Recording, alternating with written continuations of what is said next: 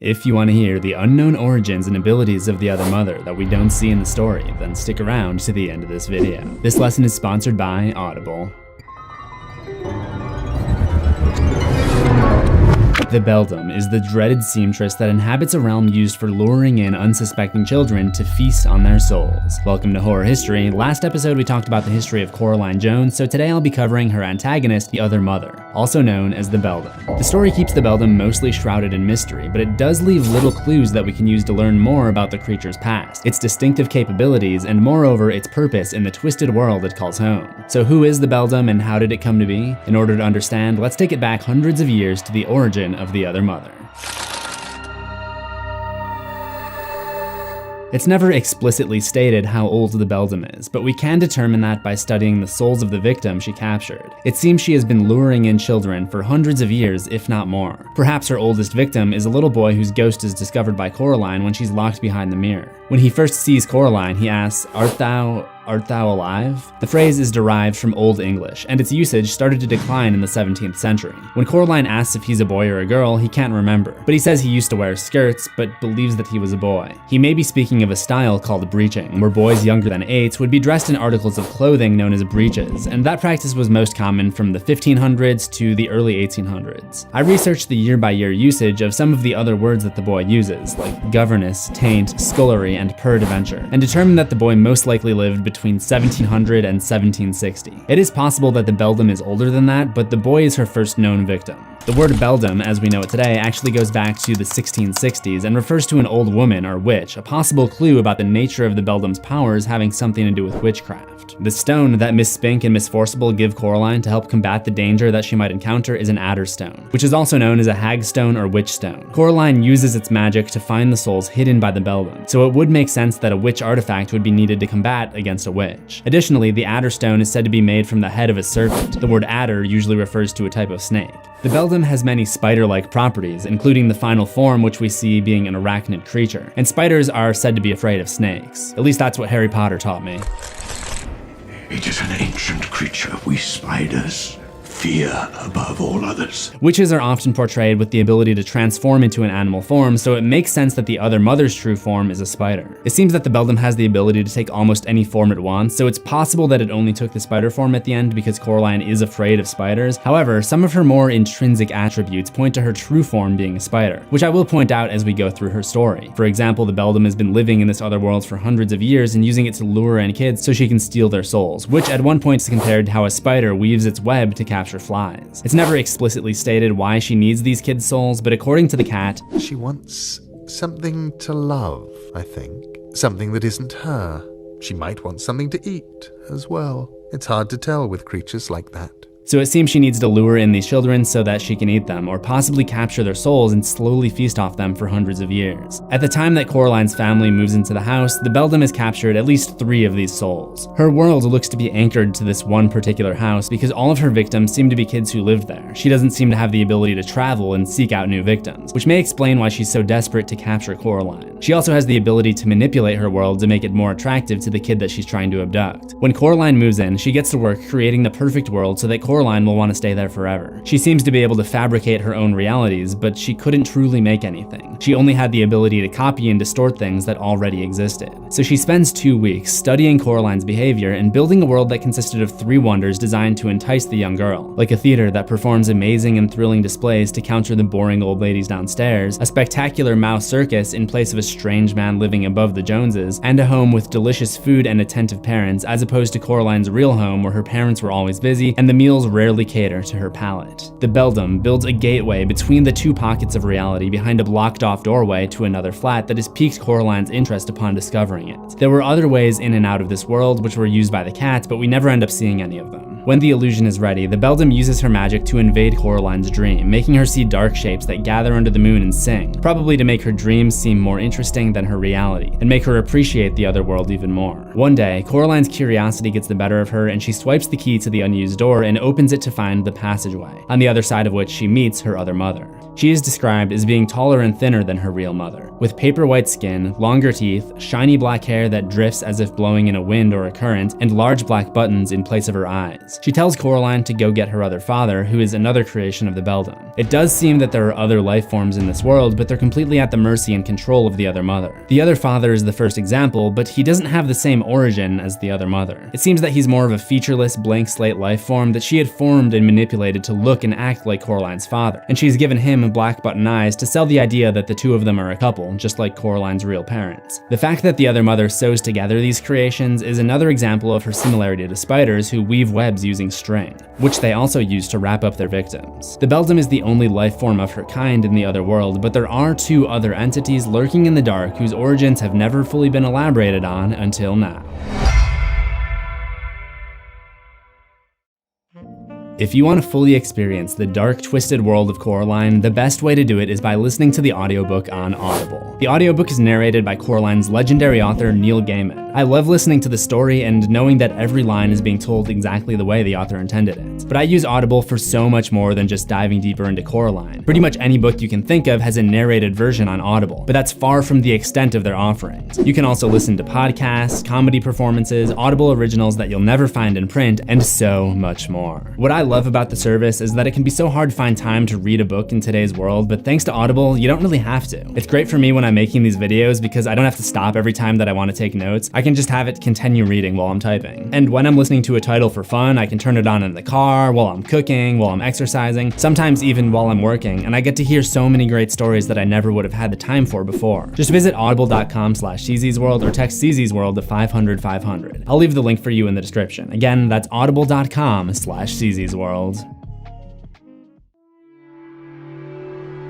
The other mother and other father tell Coraline that everyone has a second set of parents, and this is all part of the lie created by the other mother to make Coraline feel comfortable staying in the other world. She sends Coraline up to play with the rats in her bedroom. The rats are basically like henchmen that do all of the other mother's bidding. They entertain Coraline and stack on top of one another to give a humanoid form to the clothes of the man upstairs. At first, she thinks this is simply the other Mr. Bobo, just as she has an other mother and an other father. But by the end of the book, it becomes clear that the other mother doesn't have someone to play that role. It's actually just a group of mice pretending to be a person. But there are two more human-looking other forms that Coraline encounters in the Beldam's world, which she encounters when she goes downstairs to check out the theater that has replaced the flat of Miss Spink and Miss Forcible. Coraline learns that the performers did not actually look like old ladies when they take off their fat suits and reveal thin young women with black button eyes. These would be the last two human characters with buttons sewn over their eyes. So we have the other mother, who is the shape-shifting Beldam herself, the other father, who doesn't actually look like Coraline's father, and these two women who are actually just wearing costumes to make them look like Spink and Forcible. So who are these other life forms living in the Beldam's domain? We know that the other mother's goal is to eventually sew buttons over Coraline's eyes, so what if these other people being manipulated by her are the bodies of the children that she abducted over the years? The idea makes sense because there were only 3 of them, 2 female and 1 male, and we later find that the kids' souls have been removed from their bodies, and they continue to exist only as ghosts who can no longer remember what they were like in life. While Coraline is busy inside the theater, the other mother returns to the real world and kidnaps Coraline's parents. She imprisons them inside of a snow globe and hides it away on the mantle in the drawing room of the other world. At the end of Coraline's visit to the theater, her other parents greet her outside of the house and make the offer to let Coraline stay forever if she can sew the buttons over her eyes. Coraline promptly tells them that she'll be leaving now, and her other mother's hand scuttled off Coraline's shoulder like a frightened spider. They tell her to come back soon, and she leaves. The other mother seals back up the doorway, likely to let Coraline's anticipation of returning to that world build before she reopens it. Eventually, Coraline returns to the Beldam's world to try to find her parents, and the other mother tells her that her parents were bored of her. And it is here that we learn of another magic ability that she possesses for the purposes of deceit and manipulation. She's able to brush her hand against the mirror and create an image of Coraline's real parents. They appear to be going on vacation without their daughter and boasting about how nice it is not to have Coraline weighing them down. Coraline doesn't fall for the false image, so the other mother resorts to a less psychological tactic by having one of her rats run into the real world and steal the key to the doorway so that Coraline cannot get back out. The other parents go to bed, commenting on how they'll need their beauty sleep if they aren't going to have a midnight snack. I'm guessing that snack was supposed to be Coraline, and this is the first suggestion of the idea that the other mother needs to eat in order to keep using her powers or spells. There's some evidence of this the next day when Coraline wakes up and goes into the other father's study, and he's just sitting there, not doing anything at all. She also thinks, he looked less like her true father today. There was something slightly vague about his face, like bread dough that had begun to rise, smoothing out the bumps and cracks headaches and depressions. The other mother is out in the garden during this time, working on patching up the other passageways that exist between the real world and the other world, so that the cat could not freely travel in and out. The other mother does not like the cat and sees him as a vermin. I think this is because she's afraid of him and his wits. And going back to the idea that her true form is a spider, cats eat spiders, so it makes sense that she'd want to keep him out. The cat claims that there are passages that the other mother doesn't know about. Other mother next encounters Coraline as she's returning from a walk and offers to play a game, which reveals another important trait of hers, her love of games. It is likely that she loves games because her primary targets seem to all be children. It seems like she easily could have sewn buttons over the eyes of Coraline's parents, but elects not to, probably because they have no nutritional value to her. She's also a notorious manipulator, so games are an excellent way for her to strike deals with her victims and cheat her way into winning them. Coraline doesn't fall for the idea of playing a game on the other mother's terms, so the other mother tries to convince her to stay again, casually eating beetles as she does so. They're cocoa beetles from Zanzibar.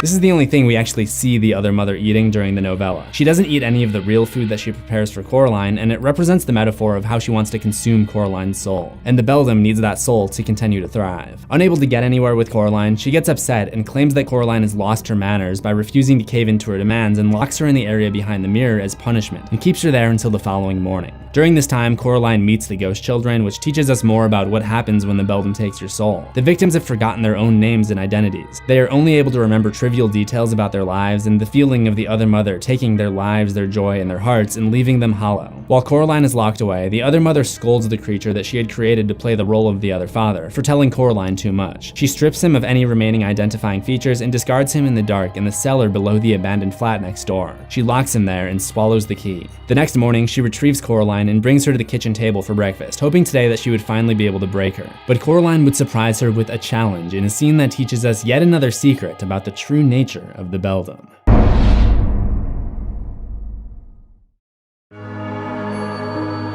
Coraline challenges the other mother to a game of hide and seek. If she can locate the souls of the dead children and her parents, the other mother is to let her leave this world. Other mother never planned on keeping her word, even though she swears on her mother's grave to go through with it. We don't know if a creature like the Beldam actually has parents of its own, or a grave though, so this could be relatively meaningless. Coraline seems privy to that fact, so she also swears on her right hand. I think this is a strategic move by the other mother. There are many references to her spider-like hands throughout the story. Her hand is caught in the closing door, causing it to break off of the arm, and it continues to crawl around with a mind of its own. What if the Beldam is actually just this hand? We know that she has the ability to create false worlds and false people, so it's possible that the arms, torso, legs, neck, and head were all just for show to give Coraline a false sense of security. So she had no issue betting on her mother's grave because she likely doesn't have a mother, and no issue betting on her right hand because that would really just be freeing her from the rest of her body. After making the deal, the other mother disappears until Coraline has found 2 of the 3 souls of the lost children. With each soul found, the world flattens, loses its form, and contorts. The once bustling theater becomes abandoned and derelict. I think without the possession of those souls, which she slowly feeds off of for power, she's unable to keep up the illusion of a perfect world that she had set up. She starts to fear that Coraline will find all of the souls and appears again to throw her off course. She regurgitates the key to the empty flat and implies that Coraline will need it in order to find the final soul, which is of course a lie, but Coraline goes to investigate it anyways. Inside, Coraline comes across a giant dead spider in the bathtub. We don't have any information on any other possible members of the Beldam species, but I have to wonder if this is what happens when one of them doesn't get the children's souls to feed off of. In the basement, she encounters the thing that was once the other father, and the other mother seems to be influencing his actions, trying to get him to hurt Coraline. Run, child. Leave this place. She wants me to hurt you, to keep you here forever, so that you can never finish the game, and she will win. She is pushing me so hard to hurt you. I cannot fight her. More nervous than ever, the other mother sends her rat spies to go retrieve the final soul from where it's hidden upstairs, but Coraline is able to retrieve it and confront her back in the drawing room. Other mother plans to trick Coraline into forfeiting the soul, but Coraline tells her she thinks she knows where her parents are hidden, in the passageway between the 2 worlds. Other mother opens it to show her that she was wrong, which would prove her to be victorious and earn her the right to sew buttons over Coraline's eyes. But when she turns back, the cat is flying through the air towards her face. It scratches and attacks her just long enough for Coraline to slip into the passage. The Beldam screams screams out, "No," in an inhuman voice, and reaches out to stop the closing door. But it pinches her wrist and severs her hand, which I theorized could be the real form of the Beldam. The hand crawls around Coraline's world in search of the key, so that it would not forever be locked out of the other world where the rest of its body remained. That night, it was unable to get into Coraline's room, and instead goes downstairs to the flat of Miss Spink and Miss Forcible and attacks one of their dogs, leaving a long gash in his side. The next day, Coraline came to visit the old ladies, and the hand heard her say that she'd be playing out beyond the old tennis court, and realized that she would have the key with her. To be honest, I'm not sure how it heard what she said, because the last time I checked, hands don't have ears. But the point is, it secretly followed her to the spot where it knew she would be alone. It arrives to find a tea party with Coraline's dolls set up on a platform with the key in the center. When it went to go steal the key, it realized that the picnic blanket was on no platform at all, and it was stretched over the top of an open well. And the hand of the Beldam fell into its depths before Coraline sealed the lid once more. It's unclear if a creature like the Beldam would be able to survive such a fall, or how long it would survive until the next person comes along and opens the well. It does seem reasonable that if it did survive, it would be able to scale the wall like a spider, but it's unlikely that anyone would open the well again for several years. The Beldam is a mysterious but horrifying creature. It reminds me a lot of the creature from It, from its shape-shifting abilities to its final form as a spider, from its need to feed off of young children in order to sustain itself. Another Stephen King connection relates to The Shining. The actress who plays the young version of the woman in room 237 is named Leah Beldam, and she, similarly to the Beldam in Coraline, takes a pleasant form to try to win the love of her victim before revealing her true nasty self. This two-faced personality is yet another reason that stop motion was the perfect choice to make the film version of Coraline. The faces of each character had to be replaced in order to give them a variety of expressions, and over 15,000 faces were used. If you want to learn all of the secrets hidden within Coraline, check out the playlist on the left. And don't forget to use my link in the description to listen to the audiobook over on Audible. And if you love horror, remember to subscribe to CZ's World for new horrors every week, ring that death bell for notifications, and I'll see you in the next one, assuming we both survive.